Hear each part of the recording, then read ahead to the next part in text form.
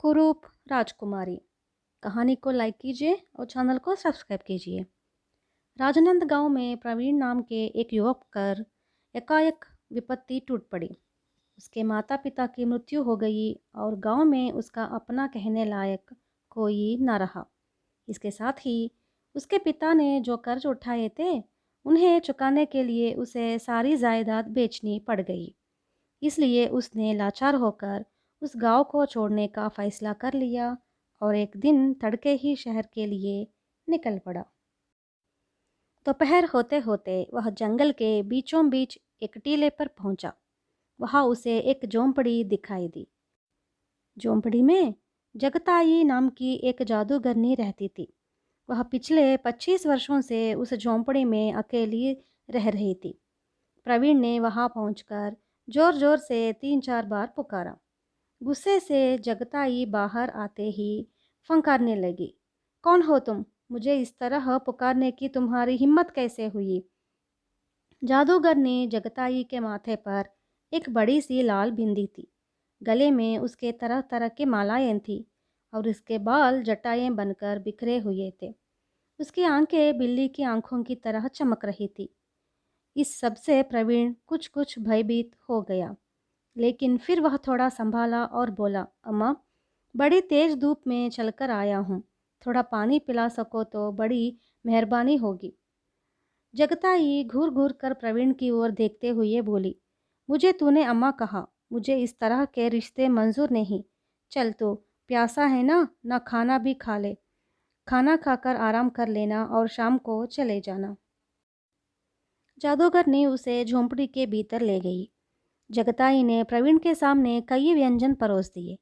प्रवीण उन्हें खाए जा रहा था और जगताई की तारीफे के पुल बांधे जा रहा था। ओह, तुम्हारा भी जवाब नहीं अम्मा, क्या बढ़िया खाना बनाया है। प्रवीण की प्रशंसा से जगताई फूल कर कुप्पा हो गई। खाना खाकर आराम कर चुकने के बाद प्रवीण जब शाम को चलने के लिए तैयार हुआ तो जगताई ने पूछा, तुम राजधानी जा रहे हो? क्या तुम्हारी जान पहचान का वहाँ कोई है? राह खर्च के लिए क्या तुम्हारे पास काफ़ी पैसे हैं? प्रवीण ने इन प्रश्नों का उत्तर ना में दिया। इस पर जगताई जोर से हंसी और बोली, तुम्हारे भोलेपन के क्या कहने। जेब में पैसा नहीं, शहर में कोई जानता नहीं और चले वहाँ काम ढूंढने। प्रवीण को कुछ नहीं सूझा, इसलिए वह चुप हो गया। तब जगताई ने बड़े प्यार से कहा, सच कहने में कोई हर्ज नहीं। तुम्हारे चेहरे पर एक महाराजा की आभा झलक रही है। भगवान ने मुझे रूप तो ठीक ठाक दिया, लेकिन मेरे ललाट पर वह रेखा नहीं बनाई जिससे मैं इतना बड़ा आदमी बन सकूं। अब तुम ही बताओ माँ, मैं क्या करूं? प्रवीण ने दुख भरे स्वर से कहा। जगताई थोड़ी देर तक कुछ सोचती रही, फिर बोली, ठीक है, तुम 4 दिन तक मेरे पास ही रहो। अम्मा कहकर तुमने मुझसे अपना रिश्ता जोड़ ही लिया है। मैं तुम्हारी इस राज्य की राजकुमारी से शादी कराऊंगी। जगताई को राजकुमारी के प्रति बहुत स्नेह था। महारानी को जब गर्भ था तब वह महाराज के साथ वन विहार के लिए जंगल आई थी। उसी समय राजा के रथ पर एक चीता कूद पड़ा था।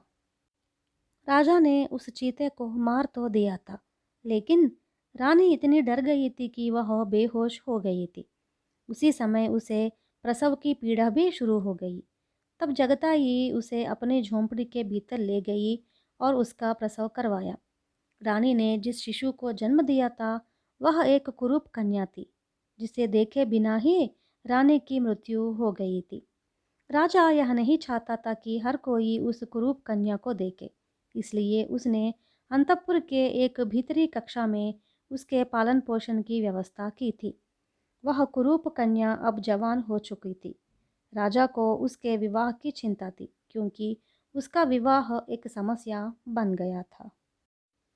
जगताई राजकुमारी के प्रति अपने स्नेह के कारण उसे आए दिन देखने जाती थी। एक दिन वह एक पिंजरे के साथ राजकुमारी को देखने गई।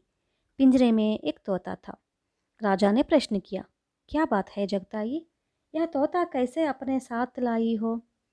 पिछली बार जब मैं आई थी तो राजकुमारी ने एक तोते की मांग की थी महाराज। जगताई ने झूठ बोल दिया। राजकुमारी ने जब पिंजरे में बंद तोते को देखा तो वो खुशी से उछल पड़ी और बोली, मेरी अच्छी दादी माँ, मैं इस तोते के लिए सोने का पिंजरा बनवाऊंगी। यह तोता आज़ादी के साथ जंगलों में रहता है। क्या वह तुम्हारे इस सोने के पिंजरे में हमेशा बंद रहना चाहेगा? जगताई ने प्रश्न किया।